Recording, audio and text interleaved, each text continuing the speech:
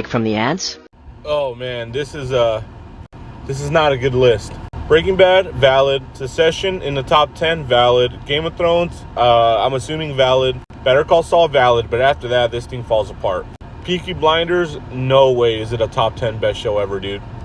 Barry actually is creeping in my top 10. It's getting there, man. One more epic season, and I might have to put it in my top 10.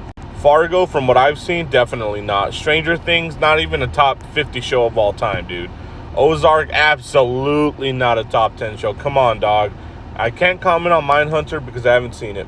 Sopranos, The Wire, and Mr. Robot, all top 10 shows, arguably. Mr. Robot, arguably, is a top 10. I've heard great things about Mad Men. I've heard great things about Twin Peaks. The Walking Dead, not even close to the top 50. BoJack, we shall find out. Dexter, no. Vikings, I've heard good things. Not top 10.